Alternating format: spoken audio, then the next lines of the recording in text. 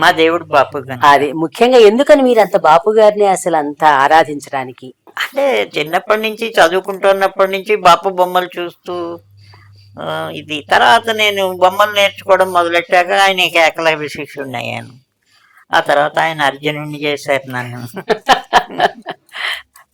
అంటే ఫస్ట్ మీ బాల్యం నుంచి వెళ్దామండి. అసలు మీ ప్రొఫైల్ లాగా మీరు ఫస్ట్ ఎక్కడ ఉన్నారో పుట్టి పెరిగారు. మా ఇంటర్వ్యూలో మీ అమ్మగారి గురించి మీరు చాలా బాగా చెప్పడం విన్నాను. అందుకని పేరెంట్స్ దగ్గర నుంచి చెప్పండి. మా అమ్మే నాకు గురువు, దైవం అన్నీ ఒక రకంగా. నేను 1వ క్లాస్ కూడా చదువుకోలేదు, స్కూల్కి వెళ్ళలేదు. 17వ ఏడు వరకు ఇంచుమించు బెడ్ మీదే ఉండేవాడిని. అప్పుడు అమ్మ రకరకాల పుస్తకాలు, అవి శ్లోకాలు, భగవద్గీత అన్నీ నేర్పిస్తే నాకు ఏంటంటే నాకు అన్నీ మా ఊరు లైబ్రరీ అంతా చదివేశాక నాకు సొంతంగా బ్రెయిన్ డెవలప్ అవ్వడం మొదలెట్టింది. ఇప్పుడు దీన్ని ఇలా ఎందుకు రాశాడు, అలా ఎందుకు రాయకూడదు అని దాన్ని మా అమ్మ లక్కీగా సమర్థించింది. అది దానివల్ల నేను రైటర్ అవడానికి ఒక అవకాశం దొరికింది. ఎప్పుడైతే నా కుడి చేతులు అవి స్వాధీనంలోకి వచ్చాయో అంటే ఫ్రాక్చర్ అవుతుండేవి అనమాట. బొమ్మలు నేర్చుకుందామని బాపు బొమ్మలు చూస్తూ అక్షరాలు దిద్దక ముందే చదువుకోవడం గీతలు దిద్దారు. అంటే చదువుకోవడం, అక్షరాలు గుర్తుపట్టడం, దిద్దడం అనేది లేదు, రాయడం అనేది గుర్తుపట్టడం. దాంట్లో బుడుగులు అవి పుస్తకాలు అన్నీ చదివేసేవాడు. ఆ తర్వాత అట్లాగే చేస్తున్నప్పుడు ఒక రకంగా రైటర్ అంటే విభిన్నమైనటువంటి ఆలోచన దృక్పథం నాలో గమనించింది మా అమ్మ కూడా. వీడిదనమాట అని ఇంకా అడ్డు పెట్టలేదు. నువ్వు రాముడు అంటే దేవుడు అని కాకుండా రాముడు మనిషి ఇలా బిహేవ్ చేస్తాడని దైవత్వం నుంచి మానవత్వంలోకి, సహజత్వంలోకి వచ్చానమాట.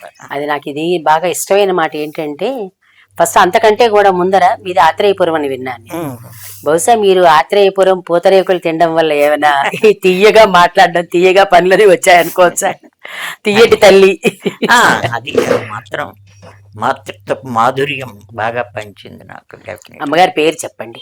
విజయలక్ష్మి జటాలు పురుషోత్తం గారు అని మహానుభావుడు, వాళ్ళ డాటర్ మా అమ్మ అనమాట. అంటే పండిత వంశం. పామరున్న వాళ్ళ 5 లక్షలు. మీది కూడా పండిత వంశం. మరి నేను పామర్రాళ్ళు కాదు కాదు కదా మరి. అందుకని అయితే ఇప్పుడు మీరు అన్నట్టు రాముడిని దేవుడిగా కంటే కూడా మానవుడిగా అన్న మాట పరిపూర్ణ మానవుడు. పరిపూర్ణ ఈ మాట ఈ మధ్యన ఎవరు అంటే ఊరికి మనలో మనం మాట్లాడుకుందాం అంతే, ఇది నేనేం ఇది కాదు. మానవుడు అనే మాట అంటూ ఎవరికి నచ్చటం లేదు. అసలు దైవంగానే చెప్పాలి. మానవుడిగా పుట్టేని దేవుడు అయ్యాడు అనేది రామాయణమే చెప్తోంది కదా మనకి.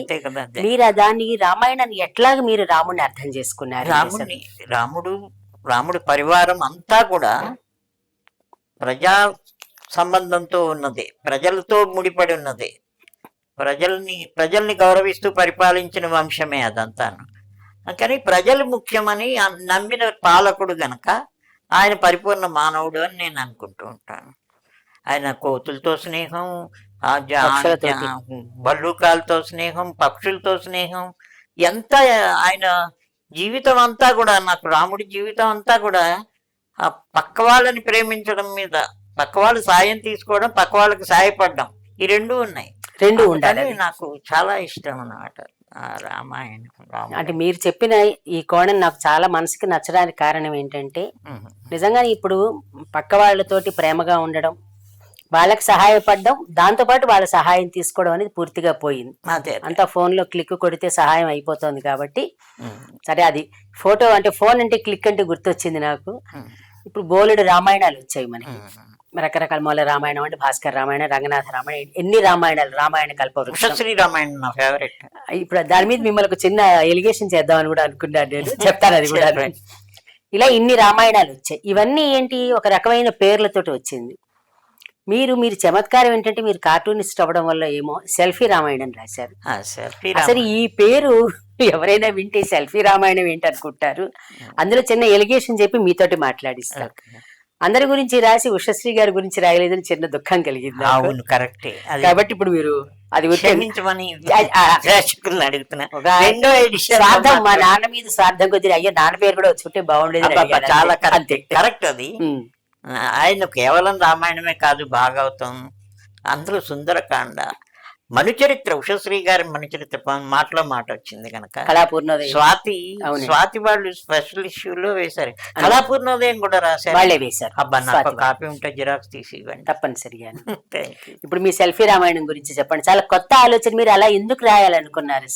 ఎందుకంటే శిల్పి ఆలోచన, భగవంతుడికి సంబంధించిన ఆలోచన. అది ఖచ్చితంగా దాని కారణం ఏంటంటే, ఇప్పుడు కైకని తిడతారు, మందర్ని తిడతారు, వాళ్ళ వల్ల ఉపయోగం జరిగింది అనేది కొంతమంది మహానుభావులు చెప్పారు. విశ్వనాథ సత్యనారాయణ గారు అలాంటి వాళ్ళు కైకని గురుస్థానంలో నిలబెట్టడానికి ఒక ప్రయత్నం. విశ్వనాథ అచ్యుతరాయలు ఇంకా గొప్పగా రాశారు ఆయన కైక అని ఒక నవల. అట్లా ఉంది. అంటే అందరికీ రాక్షస సంహారమే ఆ అవతారంలో, రామావతారంలో ఆయన పక్కనున్న వాళ్ళు, పరివారము అందరూ కూడా దుష్ట సంహారం. అవునండి, దుష్టత్వ సంహారం. మళ్ళీ మాట్లాడతారు, కరెక్ట్, దుష్టత్వ సంహారం, ఇది కరెక్ట్. అది దుష్టత్వ సంహారంలో ఉన్నప్పుడు ఆ కైక గొప్పదే, మందర గొప్పదే. అందుకని వాళ్ళు సెల్ఫ్ చెప్పుకుంటే వాళ్ళ గురించి నేను అదే ఆయన ఎవరో మహానటుడు ఉండేవాడు, దుర్యోధనుడు గొప్పవాడు అన్నాడు, కీచకుడు గొప్పవాడు అన్నాడు. అది కాదు, అది దుర్మార్గాన్ని ప్రేమించడం కాదు నా లక్ష్యం. కరెక్ట్ అండి, మంచి మాట చెప్పారు. అది నాకేంటంటే ఖచ్చితమైనటువంటి దుష్టత్వ సంహారానికి వీళ్ళందరూ పాత్రలు అయినప్పుడు వాళ్ళు ఫేవర్ ఆఫ్ రామ మాట్లాడుకుంటారు. అందుకని నేను సెల్ఫీ రామాయణం రాస్తూ నాకు 60 తర్వాత పాత్రలు దొరక్క ఈ బాపు గారిని, రమణ గారిని, రామానంద్ సాగర్ని, విశ్వనాథ సత్యనారాయణ గారిని పెట్టాను, వాల్మీకిని కూడా పెట్టారు. అవును, రామాయణం కూడా మాట్లాడింది కదా. రామాయణం కూడా అదొక ప్రయోగం. ప్లస్ నాలో ఒక కార్టూనిస్ట్ ఉండడం వల్ల కానీ వాస్తవికున్నమ్మా, నేను వాస్తవికతని ప్రేమిస్తాను కనుక అట్లా. కరెక్ట్ అండి, ఆ మాట వాస్తవికతను ప్రేమిస్తానడానికి ఫస్ట్ మీరు చెప్పినదే రాముడిని దైవం కంటే కూడా మానవుడు అన్నమాట వాస్తవం. అది అదే దైవం అనేది ఎలాగో మనిషిలో ప్రతి మనిషిలోనూ భగవంతుడు ఉంటాడు కాబట్టి అంతర్గతంగా ఆయనలో ఎక్కువ భగవంతుడు ఉన్నాడు కాబట్టి కూడా నేను ఫెల్ట్ నాకు దేవుళ్ళు ఎవరంటే నా స్నేహితులు, నాకు సాయపడ్డవాళ్ళు, నాతో సాయం పొందిన వాళ్ళని పక్కన పెట్టండి, అది వేరే, అది వాడి చెప్పుకోవాలి, మీకు సంబంధం లేదు. నాకు ఎంతమంది కలిస్తే నిమ్మయ్యాడు. నేను 1వ క్లాస్ కూడా చదువుకోలేదు, కథలు రాస్తాను, బుర్రకథలు రాస్తాను, ఏవో చేస్తాను. ఇన్ని రకాల పని చేయడానికి నాకు టాలెంట్ని పెంచిన వాళ్ళు నా స్నేహితులే కదా. నా పుస్తకాలు, నా స్నేహితులు, ఇవే అలా అవే. ఆ స్నేహం, నాకు స్నేహం చాలా ఇష్టం. అది దానికి కూడా రామాయణమే కారణం. రామాయణం అంతా స్నేహితుల మీద నడిచింది, స్నేహితుల మీదే నడిచింది. తమ్ముళ్ళు కూడా స్నేహితుల్లాగే ప్రవర్తించారు, భార్య కూడా స్నేహితురాల్లాగే ఉన్నది.